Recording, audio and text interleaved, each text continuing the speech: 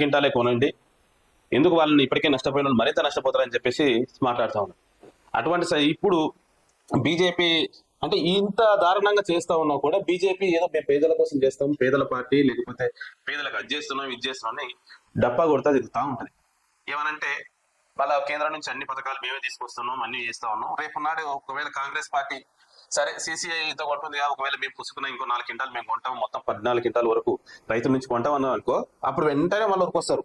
BJP వాళ్ళు ఉరికొచ్చి ఏమంటారంటే లే ఇదంతా కేంద్ర ప్రభుత్వం స్కీము, మేము ఆల్రెడీ వాళ్ళు కొన్న 14 క్వింటాలు 7 క్వింటాలు మేమే కొన్నాం, కేంద్రం నుంచి వచ్చిన దాని నుంచే వాళ్ళు చేసుకుంటున్నారని చెప్పేసి మాట్లాడతారు.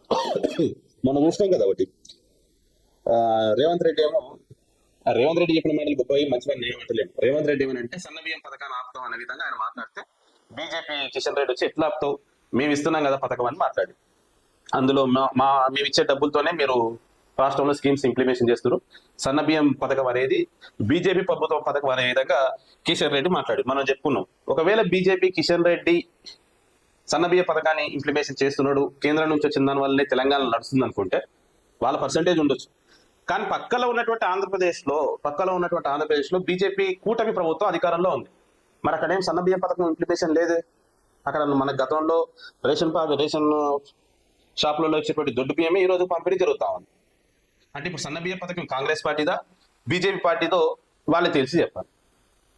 ఇట్లా ఎవడన్నా బయటికి తీసి మాట్లాడిండనుకో మీరందరూ కూడా ఏమంటారంటే బీజేపీ వాళ్ళు మీరందరూ మీరంతా హిందుత్వ వ్యతిరేకులు, దేశ వ్యతిరేకులు, జాతీయవాదానికి వ్యతిరేకంగా ఉన్నటువంటి మాటలు వస్తాయి. ఇక వాళ్ళు కొంచెం ఎక్స్టెండ్ చేసాం అనుకోండి, బీజేపీలు మతాల్లోకి పోతారు.